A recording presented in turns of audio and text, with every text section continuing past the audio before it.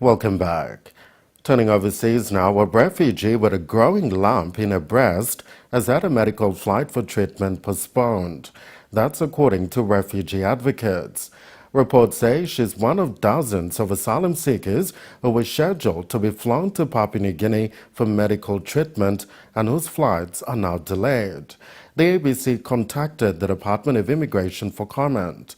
Dr. Barry Fatterford is the convener for Doctors for Refugees. He elaborates more.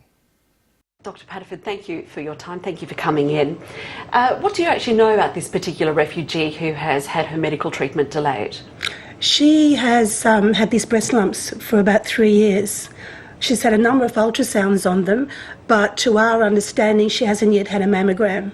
Now, anyone who knows about breast lumps, and most people in Australia have had some association or contact with people who've had either breast cancer or cancer fear, know that it's a very distressing time. That even as a GP, when we know that we have patients who present on a Friday and they can't get a diagnosis or a mammogram until the Monday, it's a very stressful long weekend for them.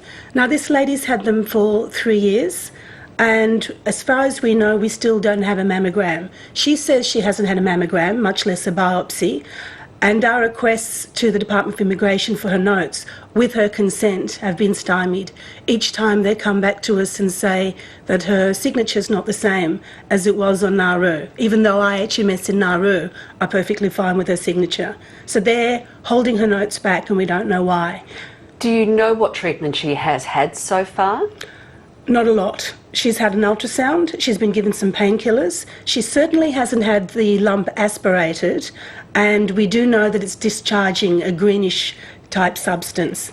So breast lumps that discharge, and I should hasten to say that they're not by all means malignant, so I don't want to obviously add to her distress about this, but lumps like that certainly need to have a diagnosis established well earlier than what's happening now. So how urgent would you say this case is? Oh, extremely urgent. The lumps on ultrasound have grown from what they were earlier, and by any Australian medical standard, those lumps would have been biopsied months and months ago. South Africa's governing party, the ANC, has suffered its worst election defeat since the end of apartheid in the country's local elections. While the ruling party retains the majority, the opposition Democratic Alliance has gained significant support in Johannesburg. After days of waiting and watching the changing colours of South Africa's political landscape, a final result the African National Congress feared.